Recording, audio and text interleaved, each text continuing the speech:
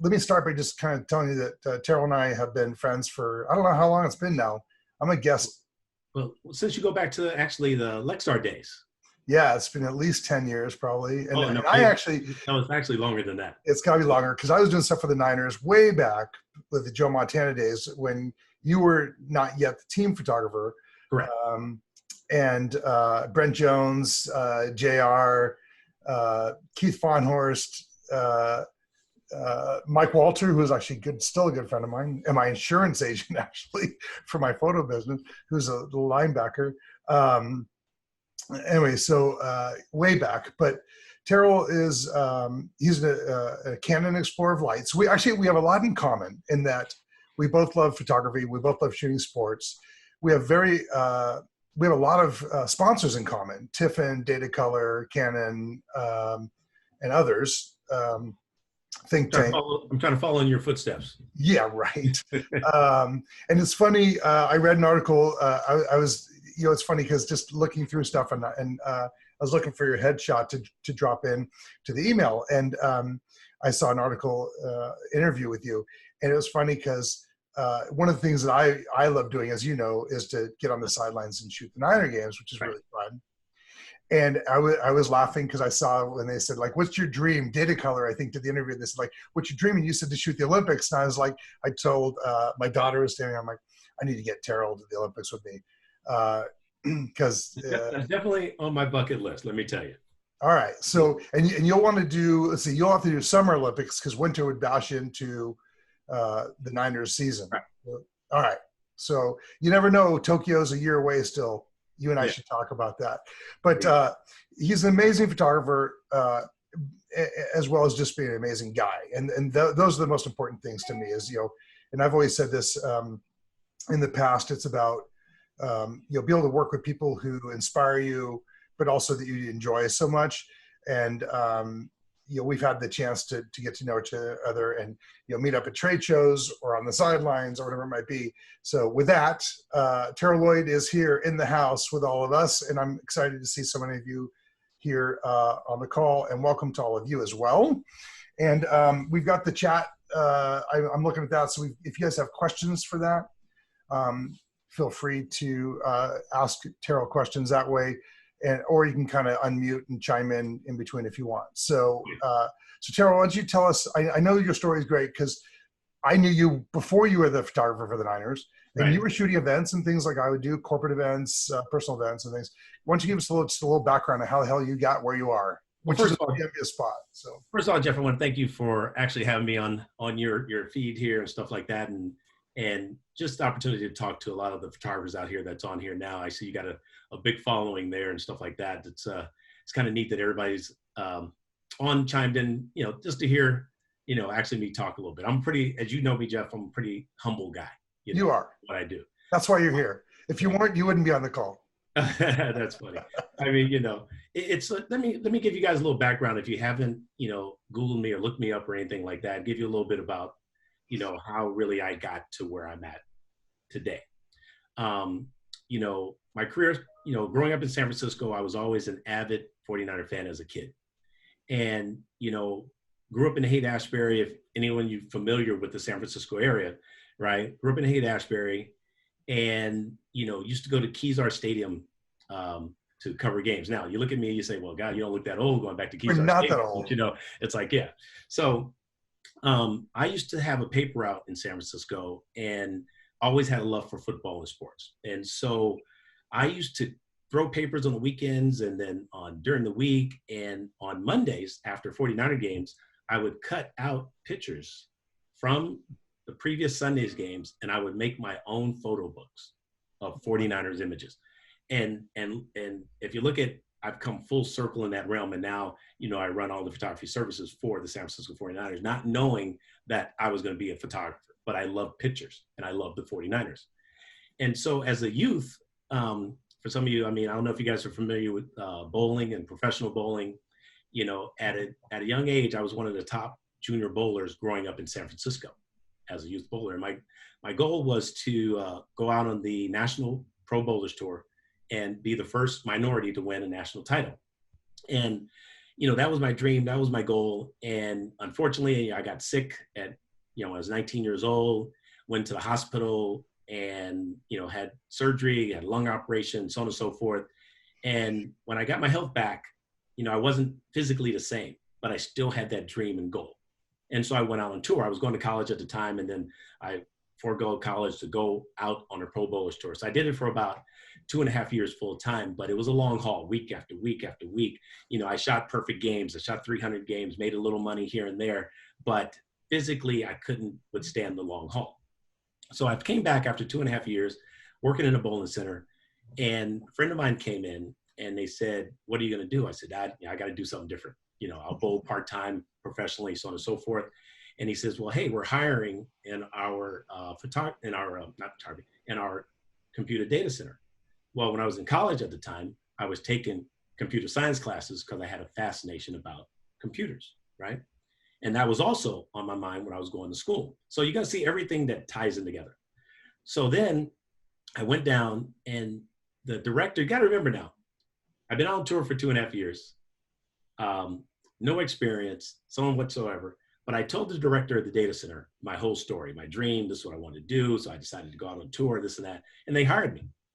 Sight unseen, no experience whatsoever. And they trained me. I ended up working for that company, telecommunications company in Silicon Valley for 20 years. 20 years. But during that time, I still bowled part-time for a while. Then I got into photography because I had love for photography because I did that in school. And remember my pictures I tell you I cut out of the newspaper. And so, got into that. I started doing weddings, a few little backyard weddings here and there. And I joined this professional photographers group in the Bay Area called Professional Photographers of the Greater Bay Area. And these guys are serious. I mean, they're shooting Hasselblads, Veronica, medium format. I mean, and I said, man, these guys are serious. So I said, I'm going to get serious, right? And so, I bought my first medium format, and then mentored under a wedding photographer. Then I started learning more about photography. And then I had an opportunity to get on the field in 1994. And I was a season ticket holder from the early 80s. I saw the Niners win all their Super Bowl wins. And I used to take pictures from the stands. My seats were like 10 rows from the field, corner end zone. And I would bring in 70 to 200 and a 300 millimeter when you could take cameras into. I was going to say, that was back when you could do that. Now you can't do that. Exactly. And so, one of the former players had a little restaurant, hamburger, french fries, little restaurant. Me and my son was 2-3 years old. We used to go in there, and he said, "Terrell, you ought to go shoot out on the field. You ought to shoot out on the field." I said, "Well, I don't shoot for a magazine or anything like that." "Well, you got to call my guy, the PR guy." Right. And I didn't know his guy. So the next year came, he said, "Hey, you ever call my guy?" "Well, you didn't give me the number to call the guy. You just told me to call him." So he called the guy, and they got me a pass. Right. Now you got to remember, I don't shoot for an agency or don't shoot for a magazine or anything. And so I go up to the media window, and I said, "Hello, my name is Terrell Lloyd. I'm supposed to have a photo pass waiting for me here." And the girl says, "Who's your affiliation? Who are you with?" Exactly. I'm like, "I ain't with nobody," right? I only got my little small business card from doing photography part-time. And so they had to call the PR director up, and he gave me a pass, right? So I went out there and shot. I was shooting film. I mean, I didn't know really what I was doing. Hadn't shot sports since high school. I'm out there shooting 800 speed film, and it's 1 o'clock sunny in the afternoon, yeah. Right? But the pictures came out pretty good. So I thanked the PR director at the time, and he says, "Well, give me a call and see what I could do the next time." I'm like, "Give you a call?" And I didn't ask him. He just said, So I would call him. He'd say it again the next week. Every week I would call him. Every week he'd say the same thing. So I'd call him every time he said. End of the season come, the Niners in 94 was going on a Super Bowl run. I called him like I knew him. I said, "Hello, this is Terrell." He said, "Sorry, don't have anything." Hung up the phone up, right? I'm like, oh man. So now I'm pretty ambitious in my goals and my passion of what I wanted to do. It was like a shot in the arm. I said, I got to get back on the field. Make a long story short, I ended up getting with a small magazine, and the next year came, the Raiders moved back up from LA. I put in passes for the Raiders, the Niners. Next thing I know, I'm shooting a football game every Sunday, making my way, just learning, meeting people. And I say it happened in a short amount of time where I got with the Niners indirectly, where about a year and a half in, one of the guys that's doing the entertainment photos, he was doing like the halftime shows, the cheerleaders photos, entertainment, the check presentations, whatever's going on, that's entertainment on the field. He said, "Terrell, hey, how would you like to do what I'm doing? My knees are getting kind of bad. I'm getting kind of old. come down to my office and talk to me. So I go down to his office. He explained everything. But I asked him, I said, Doug, why me? Why me out of all the people? I only been coming in here a year and something in the stadium. He says, you know what? You come into the stadium with a smile on your face. Exactly. Hello to people. You're pleasant. I figured you'd be good for the job. And he hadn't seen one picture I had taken, but it was my personality that got me where I'm at. And then that's what the building blocks really came from there. And then I just worked my way 24 years later and 6 years full time with the Niners, running all their photography services for them, and built a photography career, left my corporate job after 20 years to do photography full time. And I haven't actually looked back. So that's kind of how many people do you think would have given their left arm or God knows what to have that opportunity, right? I mean, they offered that to you because you went in there with a smile, and right. They knew that you took good pictures. Someone was saying it, obviously. Well, exactly. Yeah, but the one thing that got me over the top with the Niners and getting in was in '97 when digital just started to be in the forefront, and with the collaboration with Kodak, Canon had a body, Kodak had the back. And it was a 2 megapixel camera, and this camera was for what, 30 grand or something? No, actually it was 12,000. $12,000. Yeah, it was expensive. I knew that. The 20 or 30 grand one was like when it was a 1 megapixel. Right? And so I put down $12,000 on this camera, knowing my IT background and tech background, where things was probably going to go. Now, it's the early stages, but I'm an early adapter, so I jumped in early to be ahead of the curve and ahead of the game. And so once I did that, that put me ahead of other photographers, because now film was still king, but I was at the forefront of technology. And then they said, hey, we got to get you in to do some of our internet photos, because the internet was just starting to take off. And that's what really got me in the door with the team. So a lot of these people that are on this call have been on calls with me in the past, and we talk about Olympic deadlines, and my deadline being 14 minutes now because of the digital age and because of social media and all that. How has that changed from the days when you started shooting digital to today? Like, what were the turnaround times back then versus now? Oh, I would say, still even on I only had the one digital camera at the time, right? And so, and I was still shooting film as well. And then, scanning that in and so on and so forth. So it was like, they wouldn't get really images till later that week, even with the digital that I had, because it was like, you only deal with a 2 megapixel file, right. A couple hundred images that you're taking. It was only 3.5 frames a second, right? So they didn't get anything really till Tuesday, Wednesday, even after that, after I processed the files and so on and so forth, right? But when you look at the evolution of digital as it went, started to grow, then the demand became quicker and quicker and quicker. So now you think about it, right? So I'm at Candlestick Park, right? Digital has gotten better. It's gotten to wireless transmitters. Me with my tech background and always exploring and trying to figure out what's the best way to push images to the organization.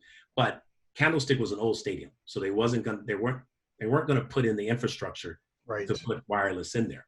And so when our ownership decided to do a new stadium in Silicon Valley, I said, oh, that's it.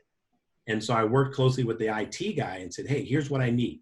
Here's what I want. I want to be able to shoot wirelessly on the field, no matter where I go around the field, and have access to put images through. So basically, if I showed you a diagram of our field, we have about 12 access points around the field. We're not competing with the other fans on the wireless that's in the stadium. We're on our press network wireless. So I could move anywhere from around the field and always keep a connection and get images to our social web team, like in real time. And a lot of teams were asking us and asking the web team, how are you guys getting images up so quickly? So basically it goes from, from Wednesday, 3 days, to basically in 30 seconds of a play. Really. That's amazing. Yeah. That's crazy. It's funny. When you talk about Candlestick being old, I remember being in the locker room. Everybody who back in the, the Super Bowl days, when the Niners in the early 90s, when the Niners were dominant, and everybody thought it was so glamorous in that locker room. And you remember this, that locker room was a dump. It was like you had to duck just to get through the tunnel, because you'd bang your head over on the rafters and the wires, and like it was all cement. And I'll never seeping down the walls on the side when you're like, if it's raining outside, it was brutal. One of my favorite stories ever was watching George Seifert throw a chair through the refrigerator. Yeah. because he was so ticked off. I mean, some of the stories in the locker room were amazing, but Well, there's still always a lot of good stories, but like can't tell. I got to get to the chest, but you're like, yeah. Yeah, where are those photos? Yeah. Exactly. It gets very emotional in the locker room, and so it's kind of locker room is kind of like a sacred place to a certain degree. Are you allowed to shoot in the locker room during halftime or pregame or no? Well, it's a little bit different now. It all depends on the coaches, right? Which access they want to grant you, right? And today's coach is a little bit more strict, right? Because it's so much, pressure on winning games and this and that, and they're just focused. So most of the time they don't really want a camera in their face and this and that. But I'm able to go in the locker room. I can get some shots. But now you shoot at a distance. You respect the coaches in their area when they're trying to make adjustments after halftime or something like that. We definitely shoot in the locker room during pregame when they're getting ready. And intros and stuff like that, which is kind of cool from behind the scenes. I mean, there's a shot that I shot this year of our rookie Nick Bosa, right? And I'm in the locker room, and you're trying to look around. How can you create different images because you're in there every game, right? And how do you look at it differently? And one day he had his headsets on, and he was in where the pool and the sauna was, right, and the whirlpool. And he was just walking, pacing back and forth, and I was at the door. So I got down low, and usually you want to do a candid image. You don't want them posing or looking at you because you want them in their element, in their moment, right? And it's all about telling the story of that moment. He's getting ready to get out, get after quarterbacks, so on and so forth. He got his head, and he was just looking this way. And it was I just loved that image I took of him. What's your go-to lens? You and I have shot on the field, but I know you have someone who's carrying lenses for you. So you've got 300, 400, 500, 600, you've got basically, you have CPS next to you basically. But what is your go-to favorite lens for shooting pre-game and also shooting during the action? Because it's probably, and I know during action you're probably going to shoot multiple, like a long and a wide, but give us that. Well, let me explain that, because it's really, when you say a go-to lens, right? And I'm going to explain to everybody that's on this call, right? Because it's like, I think the way I shoot and what I do for the organization is different than say Getty photographer, AP photographer, different photographers that come in, because I have to shoot for marketing partnerships, community relations foundations, advertisers, different entities, right? So we have to create images, and also for the web. So it's like, I'm always looking at how can I capture images if a partner needs to use an image, right? If it's a group image, is it a huddle image, if it's a player image, right? So it's kind of like, they're looking for huddle shots inside the huddle, high up, over the top, down low in between. I mean, I'm all over, if it's intros, things like that. So to preference you guys on how I work, right? I work with what I want to say, 9 lenses almost, right? And you say 9 lenses, how do you do with 9 lenses? So basically from game time, I have a 600, 400, 300, 7200, 24 to 70. In my think tank modular system I'll have a flash in there. I'll have 11 to 24. I have an 8 to 15 millimeter fisheye. What else I have? I have 1.4 extender in there. Sometimes I just recently bought a 24 1.4 lens. 1.4? Yeah, I think it's 1.4. Yeah. And so what I do when I don't have the 400, the 600, 400, and 300, I have 2 assistants that carry the rest of those gears for me once the game gets ready to start. So basically with my shoulder strap, I'll have a 7200 here and either a 1635 over here, or I'll pop in the fisheye, or I'll pop in the 1124. If I'm doing, individuals on the field and I need to do a field flash, I take my flash out, pop that in, just get a little field flash in there, Then if the players are coming out and they're in a huddle, right? Sometimes I get right in the middle when they're getting their rah-rah speech for pregame, and I'll use the 11 to 24. Love the 11. Let me ask you a question about that. So, but Terrell, you're probably the only one allowed to be in that huddle. Is that right? As for a photographer? Well, during that, I mean, it's myself, our video crew, and sometimes you get a couple of TV people that are on the outside as well, but we try to limit who's in there. Because basically, if if you're shooting with me, really you shouldn't have to be in there if I'm already in there, right? But if you're doing something for me or this and that, I would rather for you to be right next to me than the opposite side, because I don't want you in my shot. In the photo, right? Because if I'm trying to create a huddle and the guy's going to rah-rah speech and you got the players around him, I want that shot, that clean shot right there, because if partnership's going to use it or marketing going to use it, they want a clean shot as well, right? And so then often I'll get in the middle, 11-24. Sometimes I'll get in there with a fisheye to make a different perspective, or I'll shoot outside the huddle when they huddle up and raise it up high. The 11-24 is an excellent lens at 11 meters. Oh, it's unreal. Because you could take the fisheye to do the same thing, but like I say, you're getting the bend effect. And you don't get the distortion. And right. Yeah, it's really cool. And sometimes I'll take the camera or an extra camera and throw the fisheye on there, put it on a pole, raise it up to get a shot looking straight down. So as you see, I'm trying to create all these different shots. That's just one huddle. But then you got the linebackers doing a huddle. You got the linemen doing a huddle, right? The offensive line, you got the defensive line doing a huddle. So I'm hustling it around to get these different shots at different times. People that come to the game that kind of follow me a little bit. Now, these are fans. No, they get tired. Well, they're watching me do what I do. It's amazing how, many calls I get. It's like, hey, I see you down there, but you can't call me while I'm working, right? That's the thing. But they get so excited. And it's like, I even have friends that, that lives in abroad, places like San Diego, this and that. And they say, okay, they play a game amongst them and husband and wife. Let's see how many times we can find Terrell, It's funny, and I get this feedback like that. I get the same thing. I have the people that do that. Let's find Jeff at the Olympics. Right, exactly. So when you say about special lens, it's like, as you can see, I use an array of lenses, right? But I really, one that I really love for wide angles, or it's that 11-24. Because sometimes when the players are doing pregame and they huddle up before they do, their whole drill, right? I'll get in with that 11-24 in between a player's legs. Shoot down low. I'm not even looking. Shoot down low just to get an inside the huddle shot. But I got to get in quick because they're calling play real quick and they're going out. So it's kind of like I just have to back out real quick. But it's a fun task. That's awesome. I love it. I just had my daughter. I just texted her and said, you have to bring this in.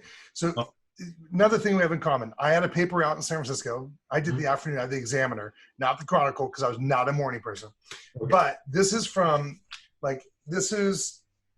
a old insert from the Super Bowl. I love this picture of Joe Montana when he was young. And look, I did PC Junior. Like the ads are better than the content because it's so old. But like you, Terrell, I grew up in San Francisco. And in '81, when the Niners won the Super Bowl, I blew out the horn in my car, like driving all over the city, and just fried the horn. Like we were all so excited. So funny to think that we have that in common as well. So let's see here. There's some questions for you here. One of them is, how many photography team members are working with you? I know you've got at least 3 or 4 that I know, but why don't you kind of tell us about the team that's working with you?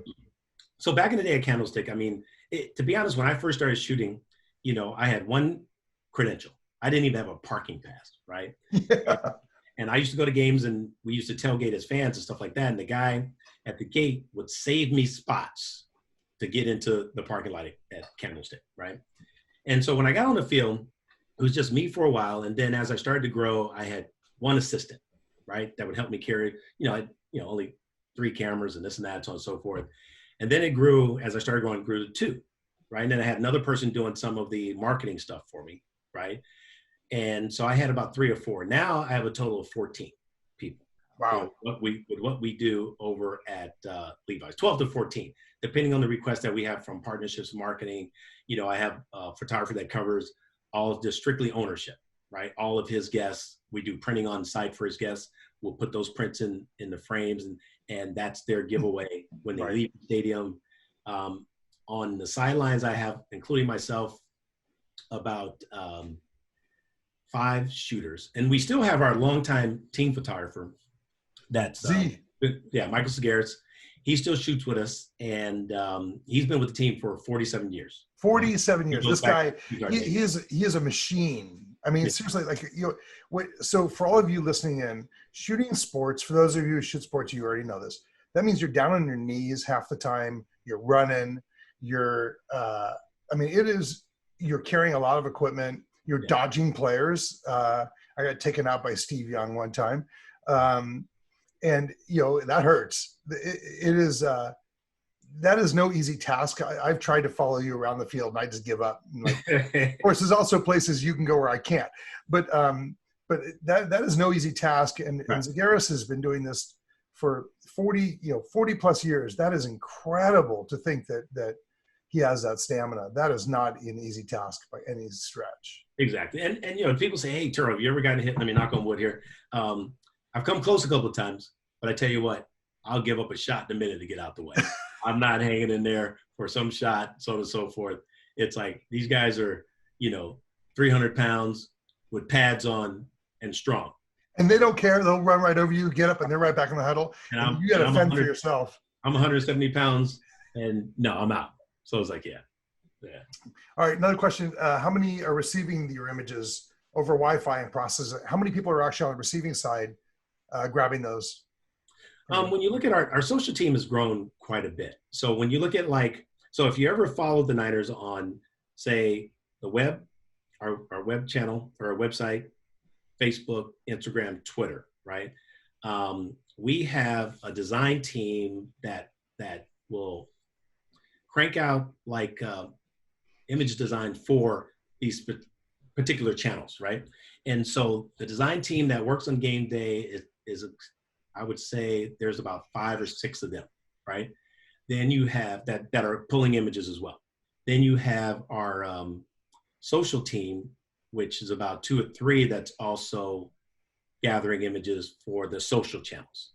And then what I want to say, let's say you got design, social, and then it's going out the web, Twitter, Facebook, so on and so forth. So I'd say there's about 7, 8 people that are touching images once they're coming in. And since we're shooting wireless, basically it's transmitting to Photo Shelter, pulled up to Libras that way. And they could be, if someone's working from home or we're on the road, I'll get to the road, how we do it there in a minute.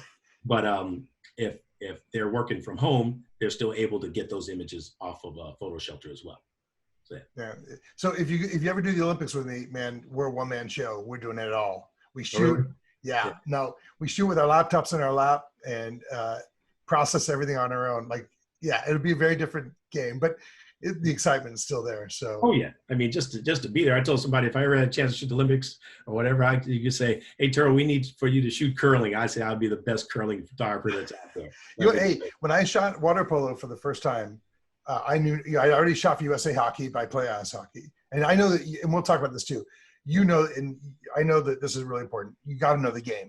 And I know when I've shot in the field with you, it's hard because I don't know the tendencies of the players. Right. I don't know how someone's going to reach over their shoulder. You know this stuff really inherently, which helps a ton. Well, one thing we forgot to mention, Jeff. You know, also I'm the athletic photographer for San Jose State University as well. I've been with them for almost 14 years now, and you know, I had to learn how to shoot those other sports. Right? I had to learn how to shoot gymnastics. You know, I had to learn how to shoot water polo. You know, I did some baseball before, stuff like that. But yet, you know, when you start teaching, it's like, you know, everybody has a philosophy. There's really, you know, it's like when you look at some of the best photographers that are out there, you know, Sports Illustrated photographers or however you want to categorize them, it's like everybody had to learn somewhere. And so one thing that I did for sports, I was also a photographer for couple of lacrosse teams. Now I knew nothing about lacrosse, right? So what I did was, right, it's like I looked online and I started looking at lacrosse pictures. What the photographer was thinking about when they took that photo. Why would they have taken that photo? So you got to read into images on why do you think that made a great photo? You know, you can get anybody running down a field, right, holding a stick or just running, period, right? But what is it that is dynamic? So it was like, was it with the ball when it was in the net, in the stick? Was it when they get ready to score and whip it behind their back? So you had to figure out their tendencies of what they were going to do. And then, you know, and then you say, okay, now I see what makes a good picture by looking at other photographers that had been shooting lacrosse or swimming or water polo or gymnastics. Now at San Jose State, when I first started shooting gymnastics, one of the ladies that worked for the school that was in charge of me shooting gymnastics, she said, Terrell, the first couple of years, whoo, your gymnastics photos was kind of rough there, right? But you got better as time went on, right? So as photographers and what we do, it's like, how do you get better? I tell everyone in my staff, and this is even including myself, I say, I have to be better than my last shot that I shot yesterday. Yep. Because I could sit back and say, well, I've been doing this 25 years, cross my legs, oh yeah, I'm good, and just start coasting. It's like, no. It's like one of the coaches says, and I always remember this phrase, if you're not getting better, you're getting worse. Right. Well, and you're a lot like the athletes. We have to warm up like the athletes do. We have to be in shape. Right. Like maybe not the same level that they do, but mentally you got to be there because you said it. You have to tell the story. Mm-hmm. And it's not just the action. Sometimes it's the reaction, right? All those things that you have to, so you have to be mentally on. Right. This is something I try to explain to people, like, and you probably have this on game day, and I definitely have this during the Olympics, is that it is all encompassing because you got to be mentally, physically on for 15 hours a day. Right. And if you're going to miss a shot, we all do. Yeah. But you don't want to miss the shot, hopefully, and you need to tell the story, right? Right. And so I want to give a shout out. I see Gabe's on here from B&H, my buddy, and great. Hey, what's up, man? How you doing? I just saw that Gabe's on, Jason's on. I just want to say hi just to everybody that's on. We have a lot of people, which is really cool. More questions for you.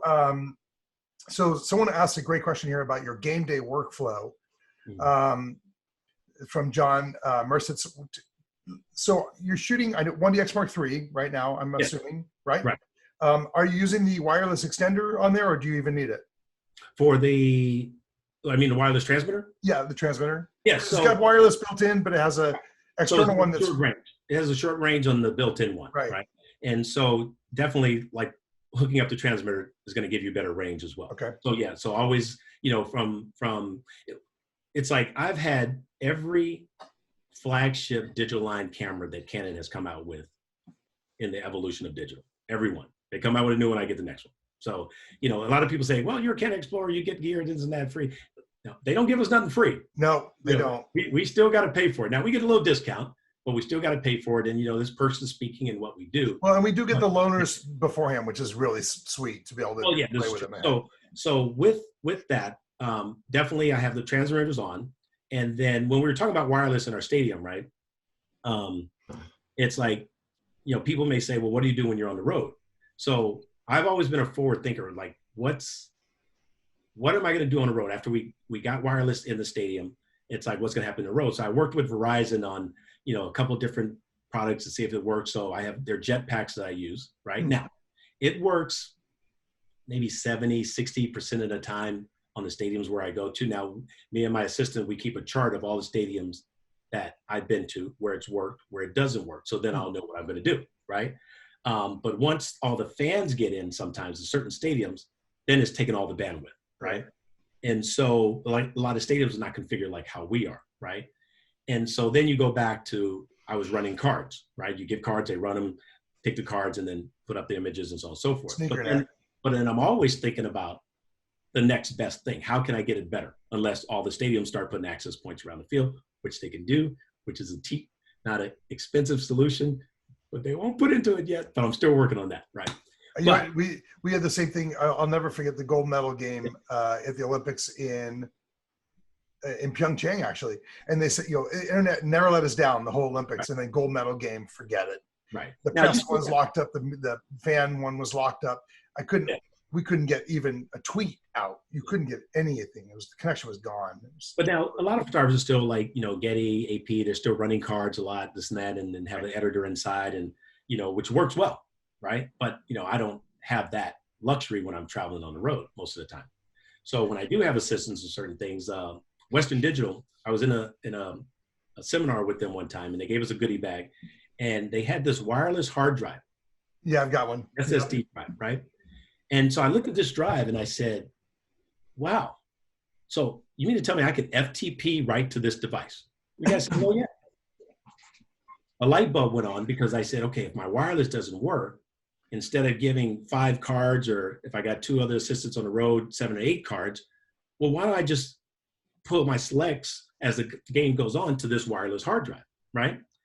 and have a runner run in, plop it in the computer, mounts as a hard drive, take those files, drop it in the folder shelter, come right back out, give me the drive. So now we're running this one drive instead of 5, 6, 7 cards. So I was always looking at innovative ways on how we can get images quickly as well. Yeah. Interesting. I never thought about that. Someone asked, what's your worst fear in the achievement in your job today? Like, what's my worst fear of what? In the achievement of your job. Basically, what's your worst fear? Like when you're shooting, let's go with that. Okay. I know mine. But okay. Like, what's your worst fear when you're out there, like doing your job daily? Oh man, it could be a couple of things, right? But one thing, the worst one is getting hit, like we talked about that earlier. Yeah. You know, and being ready for that, right? One thing. I would say, you know, it's almost like you want to get every shot, no matter what it is. You want to get every shot, right? And sometimes you're going to miss, right? Even if it's I've never missed a shot ever. Okay, even as a friend. So tell you a story, right? My early days at Candlestick, and we're making a playoff run, and we're playing the Packers, right? And so it's like Steve Young was still on the team, and so on and so forth, and I'm on middle corner end zone, to the right of the end zone. And Steve Young goes back to pass, and he stumbles a little bit. And so Terrell Lloyd is coming down, and I'm looking, saying, oh, Steve's going to fall. Then he throws the ball up, and I'm looking at the ball, right? And I'm like, this ball's going out of the end zone, right? Well, the ball doesn't. It starts to come down, and I'm looking, and Terrell Lloyd goes up. I raised the camera. He had already caught it. By the time I raised the camera up to get the shot, and he was already going down, and I missed the shot in front of me, right? I beat myself up for missing that shot for a whole year. Yeah. Whole year. And I said to myself, I said, you know, I'm never going to miss a shot if it's in front of me or not. So I try to practice my game on, if it's in front of you. It's like one photographer told me that used to be with the team, right? His name was Bill Fox. He says, cover your zone, the area where you're at, right? And so if it's in front of you, make sure you get what's in front of you. But if it's away across the other side, away from you, you know, it's not in front of you. So it's kind of like, have a staff, because you probably have another, like I was thinking about, you know, I know for me, if I'm in an end zone and there's an interception and the play is going the other direction, I'm like, like I have no shot at that. Right. But you have people placed around. So if you're not getting the shot, hopefully someone else will, right? Yeah. So for years, it was like, you know, when we were traveling, it was always me and Segaris, right? And so it's different on how the way we both shoot. So for myself, since I was providing images in real time and wireless, and he was still doing, you know, get us images the following week later on, I would have to try to position myself in a certain spot to where if I'm in the end zone, right, it's like, where am I going to be where the goalpost is not blocking me? I'm far enough if I need to get something across the field. So it's like, it's almost like my thought process is like, where am I going to be to get the best shot if it's on the other side of the field or if it's in front of me, right? That's why I carry a 300 millimeter lens, right? Because that 300 millimeter lens, when I'm on my knees, is in front of me, right? And so, and Jeff, remember how you're talking about understanding the game, understanding the tendencies of what's going on, right? So being with the Niners, trying to understand what they do, it's like 9 times out of 10, if they come to your side and don't get in, then they come to your sides again and don't get in, 9 times out of 10, they're going the other way, right? So it's like when they go the other way, you say, okay, well, I got to be ready for the other side. But then you got to be ready for if they come back your way. So you watch the play, you peek and cheat and watch the play to see the flow if it's going left or right. So if it goes away from me to the right, I pick up the 300 and then start shooting with the 300. Now people say, well, why don't you do it with the 7200? Well, I'm a little bit loose at 200 if it's on the other side, right? Yep. So here, if they go the other way, I pick up the 300. I got a good distance there. So you haven't tried the 200? You haven't used the 200 to 400? I'm going to tell you about that in a second. Okay. Right? So if they come my way, I have my 7200, 2470 here. Either I got the 7200 up, right, ready to go, and it's right in front of me, or I could drop that real quick or grab the 2470 if it's really close. So it's a matter of what you're going to do real quick, right? Now, there's been times where I've had a longer lens in my hand, and I just couldn't let it go, so I just had to shoot with it, right? Right. The problem, I do shoot with the 2 to 400 as well. Not during the 49ers game. I do a lot at San Jose State. But at the 49ers game, the 2 to 400, I have to use that on a monopod. And the problem is I can't get rid of it quick enough. Yep, right? yep. See it coming in front of me. So it's a matter of what you're going to do in your game flow. So like, say if one of you guys are my assistants that are on this thing, right, on the call. Wait, raise your hand if you want to be his assistant. Yeah. So picture this. If you're on my right and a person's on my left, right? Okay, you got to think however this screen is going, right? If you're on my left side, I'm always going to pass a camera to my left, never to my right. So if somebody has the 400 or 600 on my right, you're just holding the camera, right? So what happens if a long play happens, right? I'm going to go and they're coming down the field. I get some shots, they're coming and they're still coming. I'm going to pass this and let it go, to be honest. And then I'm going to grab my 7200 to get them coming in the end zone or something like that. But now you have to guess on how long you want to shoot with your long lens, right? Because they're coming fast. And it's a matter of when are you going to give it up, right? And there's times where I was too late, where it's like I gave it up too late, and by the time I can go here and pull up and find them, they're already across the end zone. So sometimes you have to give up early, and it's just a matter of timing and what you want to do and stuff like that. Yeah, because sometimes you want to come across the end zone and go like this and get tail across the end zone. So it's kind of like that. Yeah. And that's tough. Yeah. I've been in that situation.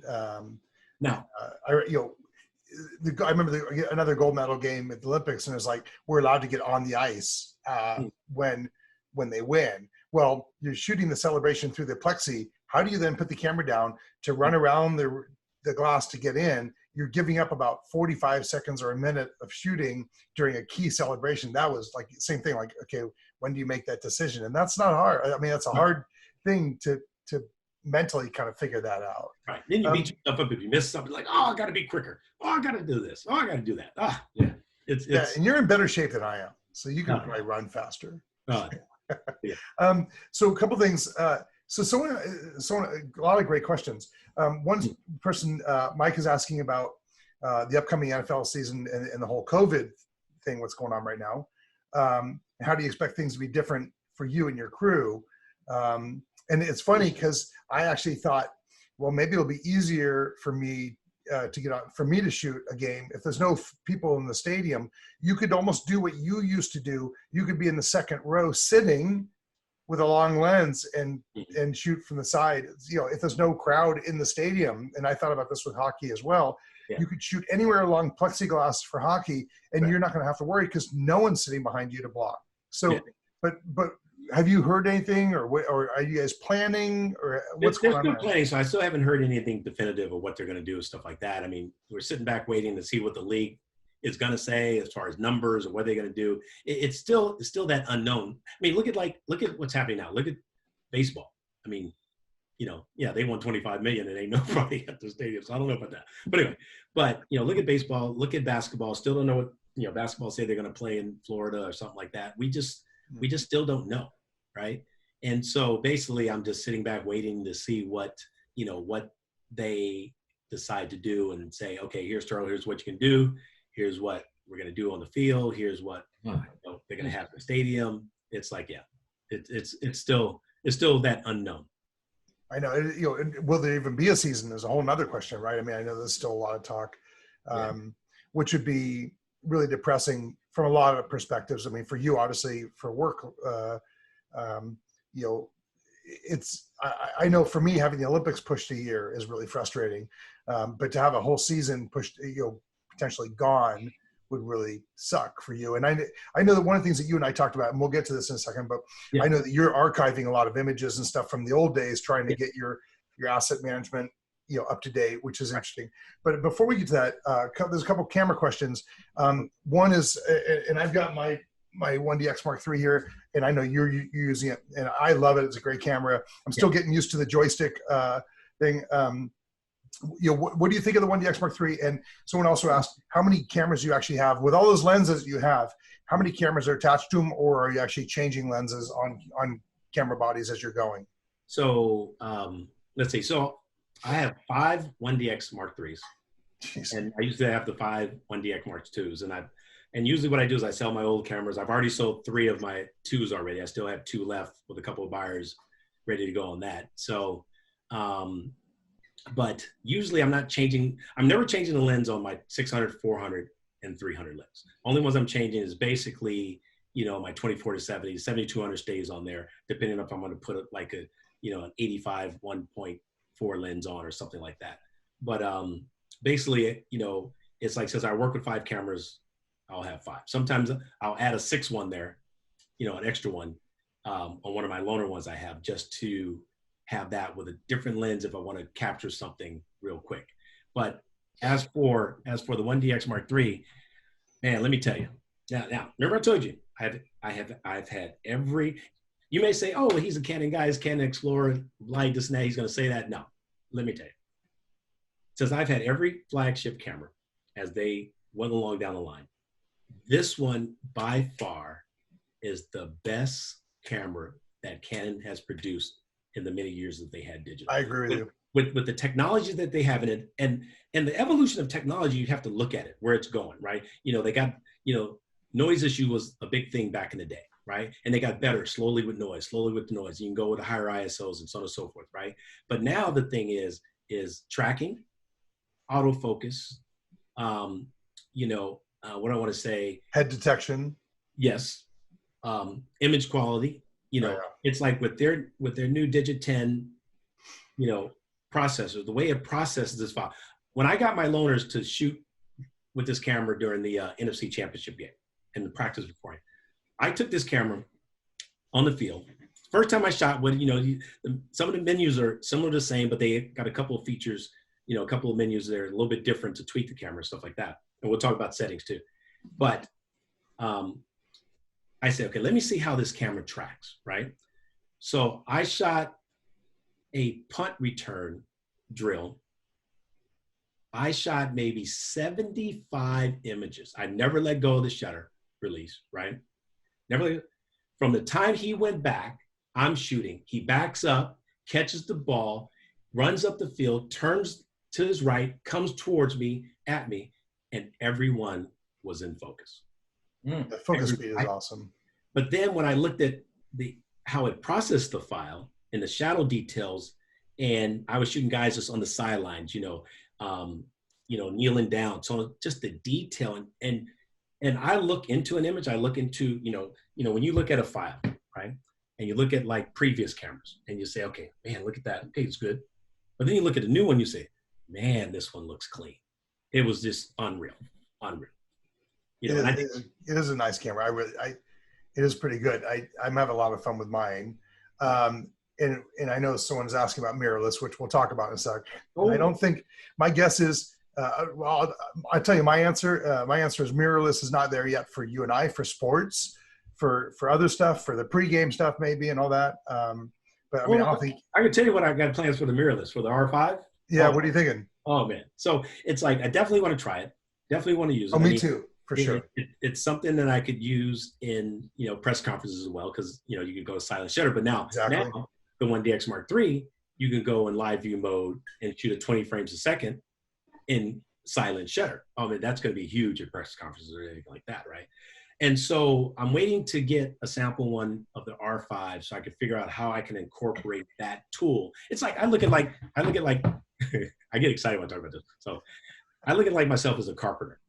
And this is my toolbox here. Yeah. So when a new tool comes out, how can I utilize that tool, right, to what I do? So it's like, how can I incorporate it in here? Now, I may not use it all the time, but I'll use it for X, Y, and Z if I can, right? I'm thinking about, to be honest, it's kind of like crazy, or I put it in live view mode. I'm thinking about using like a little mini tripod, right? Where, remember I told you how the 300 sits in front of me? What if I put that right next to me with the face detection on, with a certain lens, and if something comes right at that pylon, right, now I have a wide angle at that pylon. If I got the 7200 up or 2470 and I put a remote on that camera to fire this camera, and then I got 2 shots in one, right, by this. I mean, so it's one of those things. Could I make it work? Could I do it? I don't know. Will it work? I'm gonna make it work. So it's like, so you're looking at different ways on how you can shoot or where you can do it. or you can I mean, shoot. the R5 is, as I explained in a previous Zoom call, is one of the most exciting products that Canon has done in a really long time. Because I mean, the 1DX Mark III is amazing, but it's not the camera for everybody. It's expensive. It's big. It's really great for sports and wildlife and stuff. But for your everyday shooting, the Canon 5D Mark IV is still my kind of everyday go-to camera. And I think the R5 could replace that pretty easily.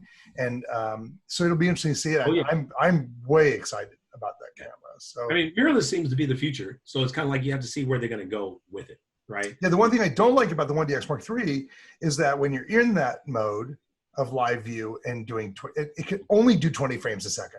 It's either 1 frame a second, or 1 frame, or 20 frames. There's no medium or slow speed of burst, which I've told Drew, come on, like, let's fix that in firmware, because it's not every time that you want 20 frames per second in that mode. But it is amazing when you're shooting in a church or temple or whatever, and you can fire off like that, and you don't even know you're shooting. It's a little weird when you're used to a shutter sound and you don't get it, right? Well, what is weird is when you hold the camera up and you're looking through live view and it's like, okay, let me shoot here. And it's like, usually I'm shooting here. So then what I've done was I took one of the Hoodman loops, right, and mounted it on the bottom of the camera with the loop on it. So now I can look at it through, like if I was looking through the viewfinder or something. Oh, that's a good idea. Yeah. Oh yeah. It works great. I've been playing with that when I was covering sports at San Jose State early on with the camera and testing out the camera, it was different, but it's something that you have to get used to doing, right? Because now you're seeing everything in live view, and it's so fast. It's like, oh shoot, okay, where am I going, right? Yeah. How many images do you typically shoot during a game? Actually, 2 questions. How many do you shoot per game, and how many does the team shoot per game? So overall, and I asked my assistant Meg, I said, how many images we're getting during the game? She said, anywhere from 28 to 30,000 images. I'm like, really? No, it can't be that high. She said, but Terrell, you come back with 8,000 or 9,000 yourself, right? And I'm like, oh, damn, okay, because, and it's like, so then it's like, they say, well, because you shoot 2,000, 3,000 images of the cheerleaders when they're performing. I say, okay, I'm cutting back on the cheerleaders then, right? And so anywhere I could shoot anywhere on a good day, good game, good flow of the game, anywhere in between from 7,000 to 9,000 images with the 5 cameras I do, from pregame, locker room, intros, national anthem, I mean, just everything, and then to game starts, and then post-game, back in the locker room, stuff like that. But you got to remember, 5 cameras, so it's kind of like, It's interesting to hear that, because I always feel like, so many people judge, I'll speak for myself. They judge me and they go, you shoot too much. You're not a good photographer if you have to shoot that many to get a good image. And I'm like, no, especially with sports, you don't know what you're going to get. And half the time you get the ref's ass coming in your shot, or, I mean, there's just things happening. Your focus isn't going to be perfect on, and it's not the camera's fault. It's our fault for tracking the wrong person or whatever. And it's interesting to hear that you shoot that much, because I've seen your images and they are amazing. Well, so you got to think like you're out there in the field. You got 22 guys out there, guys on the sidelines, got somebody doing something, right? And I've always said in my seminars and classes, like, for every action, there's a reaction, right? You don't just always have to get that action shot or that fingertip catch. Well, yeah, you do. But anyway, well, you want it. Right, exactly. You do. But then again, it's like, what about the reaction afterward, the celebration afterwards, or the coach pumping his fist down the sidelines, right? So it's kind of like my mind has to be this way and thinking and doing here and then going here, or doing this, and and you got to pay attention. People say, how do you enjoy the game? You don't. Always shooting the game. So I've learned how to watch and enjoy the game through the lens. Okay, so that was my next question, Terrell. So I know when I'm shooting sports, I'm usually concentrating on my focal point, who I'm on, what athlete, am I getting this story captured and all that. And a lot of times I don't even really follow the game. And it was interesting when you just mentioned the coach's reaction. There's always a storyline to every sport. And I know, like, if you're watching a game, if you're watching on TV, the announcer is saying something like, just prior to kickoff, there was a scuffle between the coach and this wide receiver having words. But we don't know that on the field, right? Which you might. So for me, I'm not looking at the wide receiver or the coach. I'm just trying to get the fingertip catch that you're talking about. Right. So are you able to actually, and working for the team, you have a more intimate knowledge of the athletes' personalities, Right. the inner workings. I mean, are you able to actually know a little bit more of that story to capture that than I would be when I walk on the field completely clueless? Pretty much. I'll give you an example, like our defensive coordinator, Saleh, right? He gets very animated when the defense. Oh yeah, he's incredible. So knowing that, if the defensive are up, and then they make a great play, you do this, and if I grab my 600 from my assistant, give me 600, and I'm looking at Saleh, and he's over there like this and giving high fives coming off the field, that's something you may not know unless you're at every game, right? And right. So, but then again, it's like some photographers are not shooting as much as I do. Independent photographers are out there, and they're getting stuff on the sidelines just to get reaction or emotion and so on and so forth. So, but now I find myself with a bigger staff now. I really don't have to get as much as I used to, right? And so you strategically put your people in different spots. So like, say, Jeff, if you're shooting with me, it's like you will never shoot next to me. Either you shoot on the other side from, other side of the field, or down. If I'm in the end zone, or if I'm in the right side of the end zone, I may put you closer to the goalpost, or if I'm at the corner, or the other side of the goalpost. Or I may put you down the sidelines right at the 10 or the 15, even right. though I'm in the corner, because your perspective is different than my perspective if they're coming at me, right? So we may get the same shot, but from a different perspective. But if you're next to me over here, we're getting the same image. So it's kind of like that. And Steve Roberts asked that question to you. So how, before the game, and I've never shot for you. Actually, one time I almost did. I think I was busy. But I've always shot it. But if you have a team of people, are you guys setting up before the game and you say, okay, or is it customary that Meg's going to be one place and someone's going to be over here, and like that okay, they're on the 10, you're on this end zone, they're on this end zone. Someone else is shooting probably from up above, I assume, like an area. I'll have somebody up there every now and then, but yeah. But what happens is, so back in the day, when it was only kind of me, right, and I had two assistants, right, and they were learning, like Kim and my other guy Ben was learning, right. Then later on, after about 2 or 3 years, I send them off to go shoot, right? Then I got another assistant to help me carry the gear, right? So at Candlestick, back in the day, I used to put them in different positions. So one thing, they always had to keep an eye on me, right, on where I was at. And so then I say, always look over at me at a certain point, and then I start pointing, and I go over here, and they would move, and I go over here, and other photographers like, what is he doing, right? And because they don't know what I'm doing, because you're orchestrating. Right, exactly, basically, right? So after they learned where they had to be, so now everybody knows their spot. Kim has a certain starting spot. Meg has a certain, I am like free for all. I don't even know where I'm going to start, right? Yeah. But if you're working with me and you say, okay, if T's here, I'm going to go here. So one thing I tell my photographers, I say, it's like, when I move, you move, right? So I may come over and take your spot where you're at, Jeff. And if you see me come over and I stop and I kneel down, that means, okay, you got to get up and find another spot. So it's a matter of, it's not that it's your spot or I'm over there taking your spot. It's just a matter of, I'm looking at things differently, right? And so— well, you're the lead.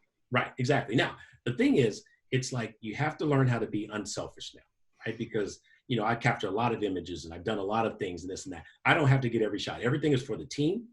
Everything is for the organization. Everything is for what we do as a whole. So it's like, if you got a fingertip catch and I moved you to the other side, it's like, you better have it, right? Because if it's in front of you, you better have it, right? And it's like, it's for the team. It's not like, damn, Jeff got that shot and I missed it. Nah, time out for that one. It's like, it's a matter of, it's a matter of a common goal now, right? Okay, but with that said, has someone else caught a shot that you didn't, that you were jealous of? Please say yes, because I know I mean, I've seen some stuff at the Olympics. I'm like, son of a gun! Like, I can't believe I didn't get that. That is just like incredible. I'll be lying if I said no. I mean, don't get me wrong. Sometimes I'm like, man, God, I wish I was over there. But it is what it is. I mean, it's like, if you think, it's all luck if it's in front of you. It's all luck if you— that's true. Happen to get— I tell you what, I get so mad envious of when teams, guys are diving over the pylon, jumping over people on top, our team just don't jump. We just don't do that. Right. It's like, I'll be hanging out the corner of the end zone. Come on, man, give me something jumping. Right. And then it's like, and then I'll be on the left side and then they'll dive all the way from the other side. I'm like, wow.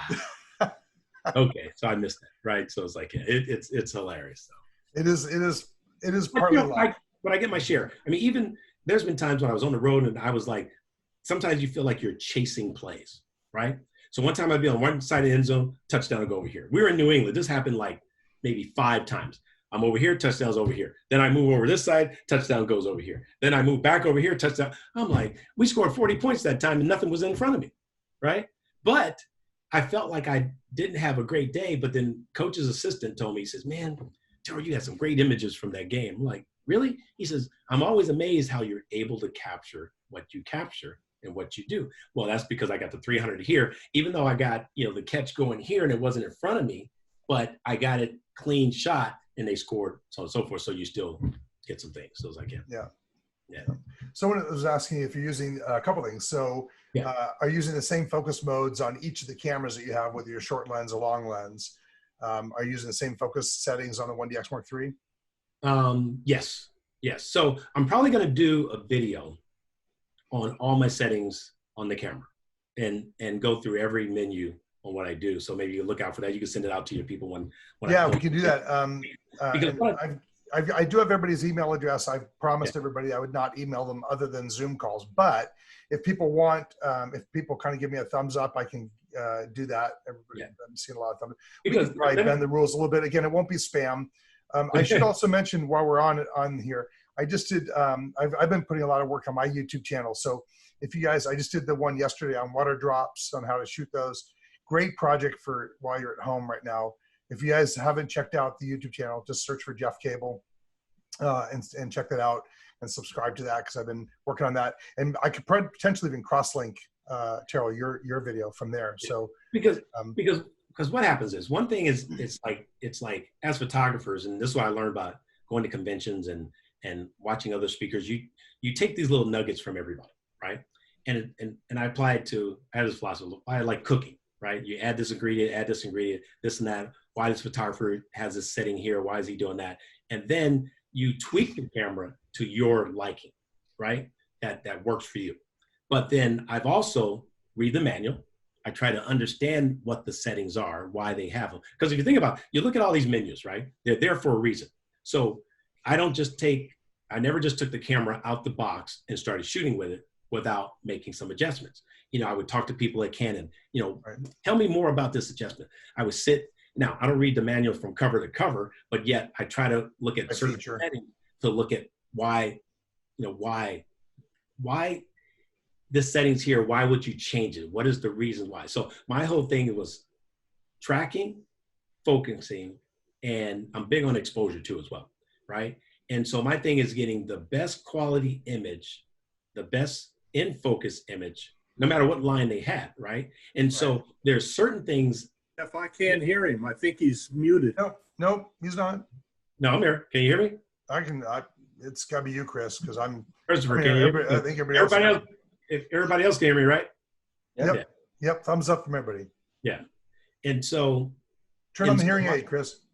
No, leave them. So my thing is, it's like there's certain menus as you go through that relies on focusing, right? Give you one little example, and go back if you guys have Canon cameras, if it's the 1D Mark II or the 1DX, or it's even in the 5D4 or whatever it may be, right?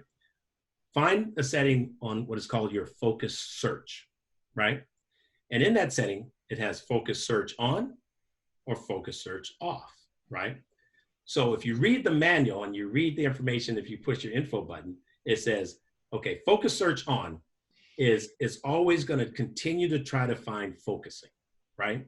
While you're shooting. Now you may say, well, yeah, I want to make sure it's focusing and this and that, so on and so forth.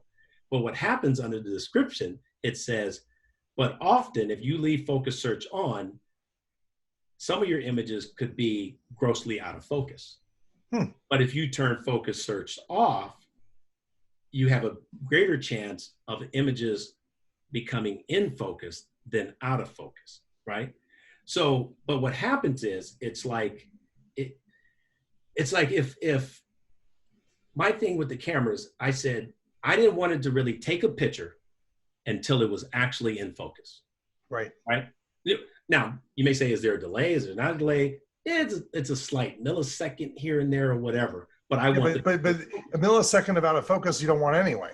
Right, exactly. Because what if your cameras just still continue to take pictures, and then 7 pictures were out of focus out of the 12 that you got because it couldn't find the focus, right? It couldn't get it.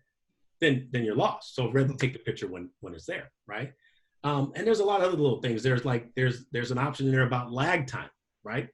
One is different than the other. Now, I may think like, well, why do you have both of them? There has to be a reason. Well, if I shorten my lag time by X amount, I've increased my shutter release time quicker, right?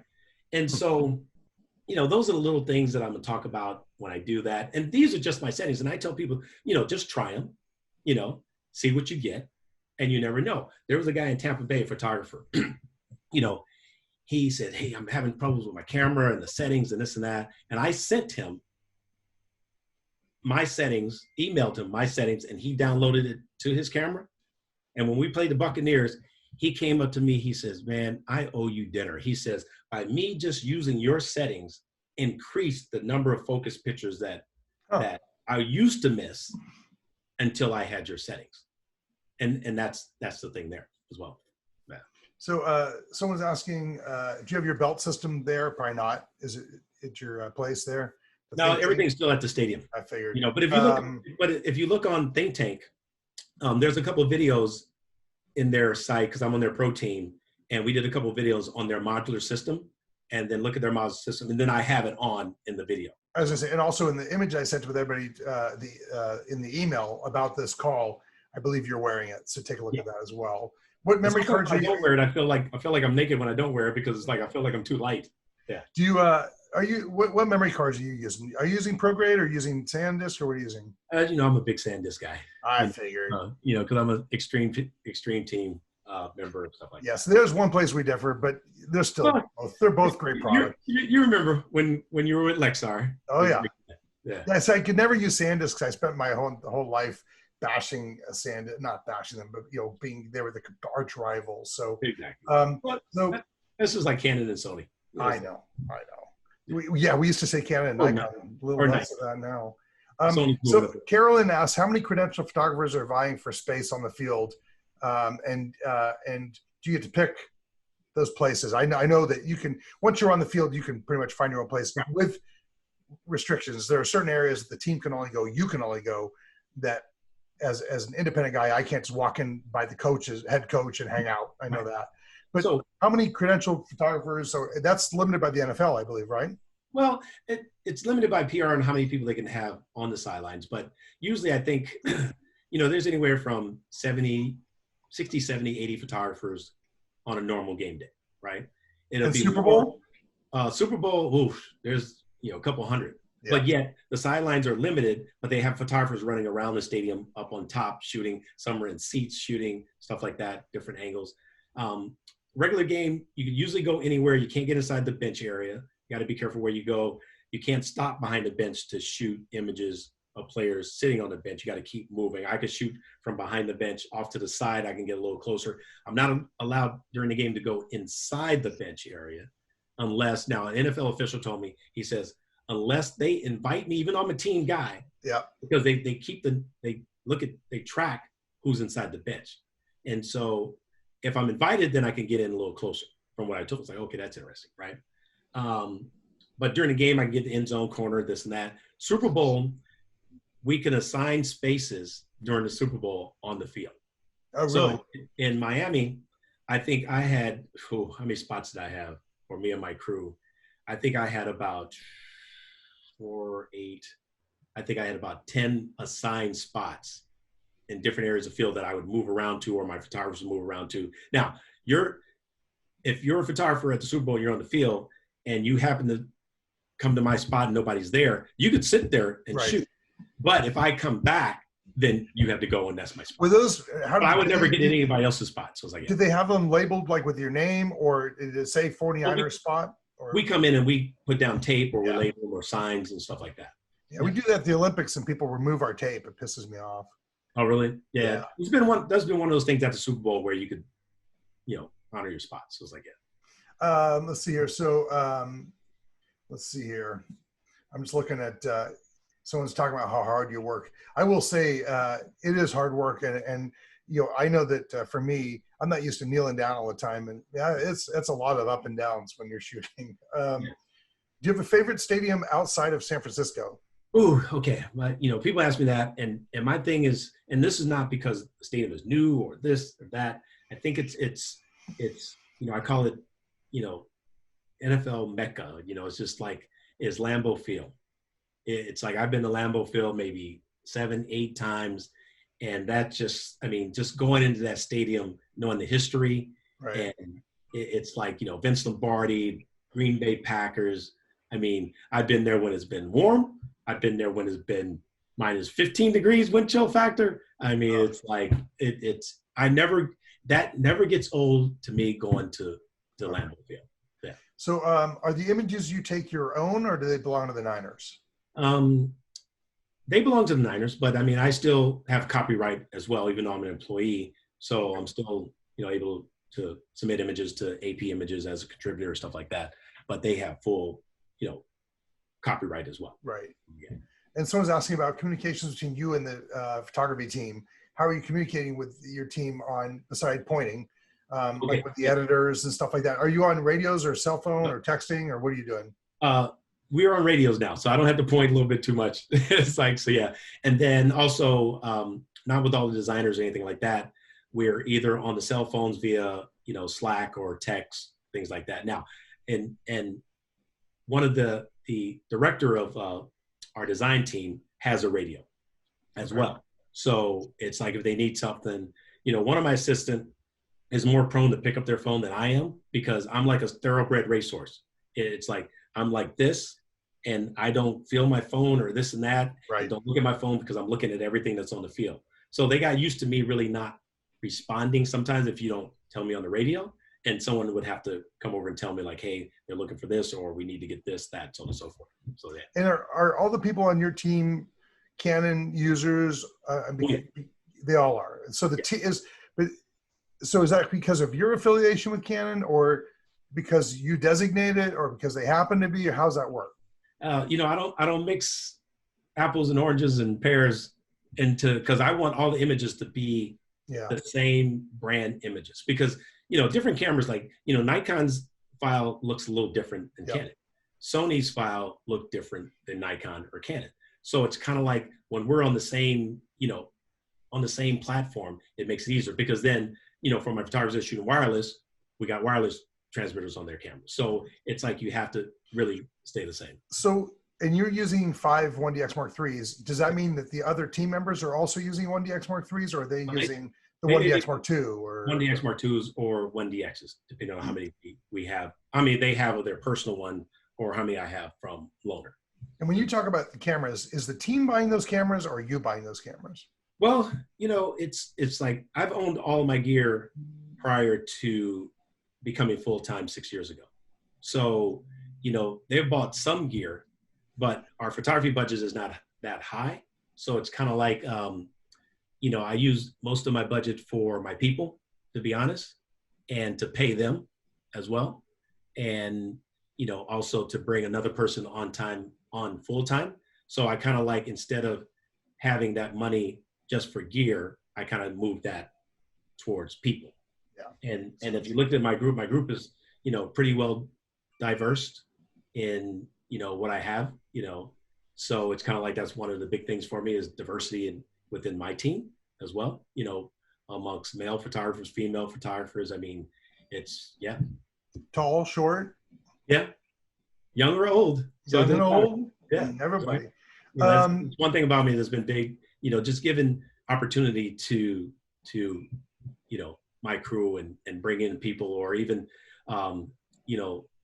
kids that wanted to, like when I was working with Verizon, one of the ladies that works for marketing at Verizon, her nephew was a photography person trying to come up, and I brought him in for one season and kind of mentored him doing some things, and you know, so things like that. So you got to try to do that. Like I said at the beginning, you're one of the good guys out there. So, and I know we got to wrap this up because we've been on here for a while, but Okay. a couple other questions. What changes, David Arthur, hey David, wants to know what changes you implement when shooting in bad weather. So if you're in Lambeau and it's minus 14, I know you're bundling up to stay warm. Yeah. Cameron, you're just a crap ton of batteries, or like, what are you doing? Yeah, because, you know, if it's cold, the battery's going to go out quicker. So it's kind of like, you know, you just got to have your batteries ready to go. You got gloves on your hands. You're all bundled up. And, you know, if I tell you a funny story about when it was like minus 15 below, right? So I go on the sidelines, you got the heaters, right? And I had 2 sets of gloves on, right? And I had some knit gloves on, right? So I got my hands in front of the glove, in front of the heater, and I'm looking away. Right now, I'm not close, but I'm close enough. Looking away, hands getting warm, going. And one of the players, Terrell, your gloves is on fire. My gloves started to catch on fire because I was too close and I had to like rip them off. But it was like, yeah. But let me tell you, the first half of the game, I was doing well, right? About time the third and fourth quarter came, you know, my feet was frozen. The tips of my fingers was getting there. It was like crazy. But yeah, but you know, you try to do the best you can, get in front of the heater and try, you know, have the hand warmers in your pocket and stuff like that. You know, same thing if it's raining, you know, using rain covers, you know, it's very difficult. You can't change the lenses in the rain. Right. So you got to go with a set fix of lenses. So I can't do everything that I normally would do on a normal day. And so, you know, you got covers on the camera. It's kind of hard to switch cameras really quick because you got the covers. I'm still on the quest for the perfect rain cover. There isn't one. No. So it's kind of like you shoot differently, especially if it's pouring down raining. Yeah. Right. And, you know, you don't move as much, things like that. And when you're shooting 8,000 shots, how many of those are actually getting used? Of the 8,000, or let's say the 30,000 that you guys are shooting as a team, is there a couple hundred? Well, if I showed you a chart of how we break everything up from pregame, locker room, postgame, this and that, you're dividing all that up in there, right? I would say at the end of the day, in our total archive folder for game action could be anywhere from 9,000 images or something like that, right? Then out of that 9,000, we pull out what we call highlights, right? And so if it's a good game, a lot of good shots, you could have anywhere from 700, 800, 900 images that you're pulling out, wow. Right? Because then you got a series of pictures, right? Now, think about it now. It's like me working with 5 cameras. If I'm shooting at even that 16 frames a second now, right? It's like more images. If I go to live view and I'm shooting at 20 frames a second, that's more images. So my numbers are going to go up, right? So it's a matter of going through quickly and trying to pick out certain key moments. But you want to, remember how I told you at the beginning, tell that story from time the game start and everything in between. And if you think about it, excuse me, it's like we have to get something of everybody that's on that field. I don't care if it's center guard, tackle, right guard, linebacker, special teams guy, you know, running down the field. It's like we better be attentive to who's on that field, right? Jeff, so if you're working with me, this and that, and you're on this side, and your job is to make sure if there's 4, 5, 6 players on your side of the field, get something to them, right? Because if I'm on this side, I got to get people over here, right? And even if they're getting ready to run down the field, especially on special teams, right? It's like you got to have something that guy, right? Because we do highlight images for our wall when we win games and this and that. And they may say, hey, we want a special teams picture of Moisture making that tackle for a fumble. We better be on that tackle for a fumble, right? So things like that. It's a lot of pressure, though, to be honest, because they're looking for a lot of things. You know, even as I listen to you, I'm like, I don't want to be on your team. Like, because like, I mean, I have something similar where the communication manager for Team USA will say to me, hey, like this person hasn't played at all, and now they're in. Like, we need, you know, they'll text me, get a shot of this person, you know, whatever. And it's like, oh God, they better do something good. Like, you know, the pressure is intense. So it's a lot of pressure because if you come back and you don't have that picture, it's like, oh man, we don't have. Now you're not going to get everything. You know, well, and the worst is like I've said this in the past, like our job is to tell the story. And the worst is like, if you have a shutout and you don't have the defensive player stopping that ball or like you've got to get the defense more than offense in some respects like, you got to tell that story, and the pressure of getting that Right. is, and that comes through. We have gone a little over. I thank you. I told you, like, hey, this might be half hour, 45 minutes, and you've stuck around for like almost an hour and a half. So, Well, Jeff, you know I like to talk. And no, you and I. That's why I think we get along. We're both hams. Yeah. But the thing is, I think the one thing, we talked about the things we have in common, and probably the number one thing is the passion for what we do, and that totally comes through in you. And that, even though you're shooting 8,000 images a weekend, and it's not just. I should also mention, it's not just the weekend. Terrell and I have worked at charity events together where he's showing up in the middle of the night to shoot at a hospital. We've done that together for many years now, and stuff like that. There's a lot of things. People think of you as as the action photographer for Game Time, but I know there's a million other things that you're doing. And to have you join us for this long is very much appreciated. And I hope that everybody enjoyed it. I know I did. I learned some. It's funny because even though we talk, I learned a lot about what you're doing that I didn't know before. Yeah. Yeah. So, I mean, it's like for everybody's on the call. If anybody still want to be my assistant, raise your hand. Let me see what we got out there. Yeah, let's see. Yeah. We got. See, Jeff, you say you want to, but they still want to. I mean, it's one thing about me, and you guys can keep this in the back of your mind. I mean, can't promise too much in this and that, but I mean, I don't even know what's going to happen this season. But I've only missed one game in 23 years since I've been with the team when I started traveling with them full time. And that one game, I had to do a big corporate job in Italy, and I said, well, I've never been to Italy. I got to go. So it's like, gotta go. And so, but then also, usually when I come to certain cities, sometimes I'm always looking for a couple of grips or people that want to come help in this and that. So keep that in mind. I don't know what's going to happen this season. If we play on the road, it's going to be limited, but always keep that in mind. If, you reach out sometime to Jeff, say, hey, what's Terrell's information? He's playing in, Wisconsin or something or whatever. But yeah. Actually, can you give your information?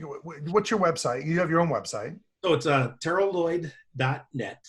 That's 4 L's. So it's TERRELLLOYD.net.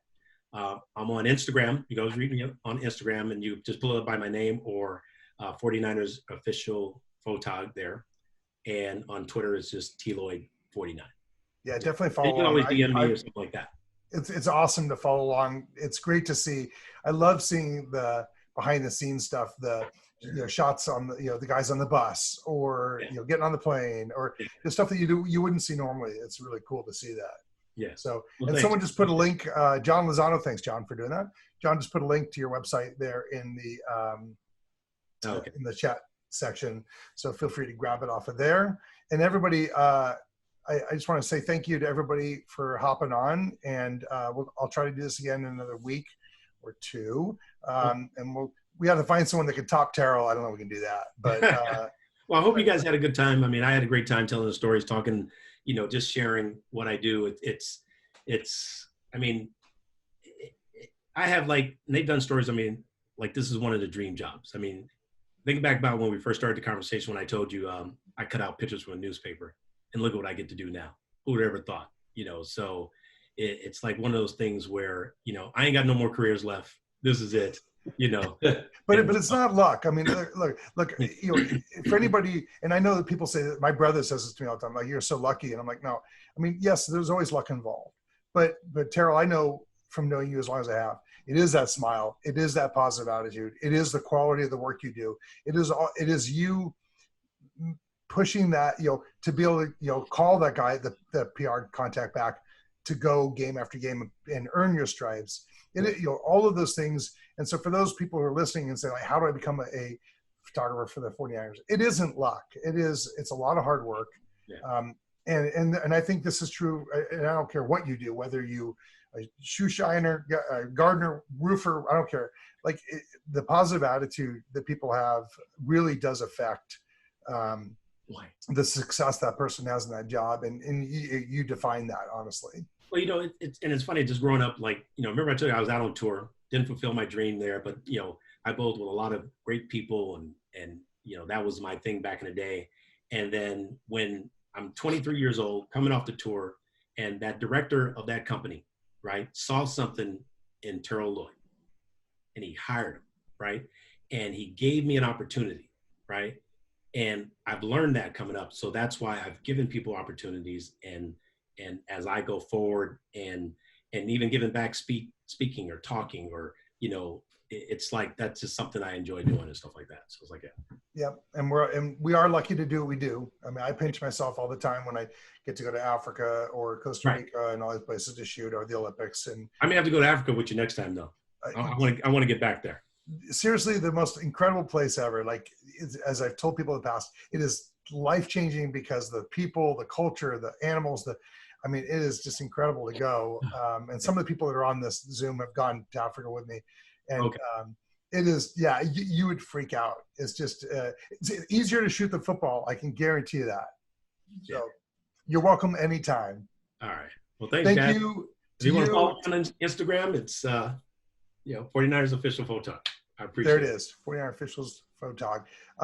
Everybody else, thank you so much for joining in. I hope everybody has a good day. Continue staying safe, healthy, and we'll do it again soon.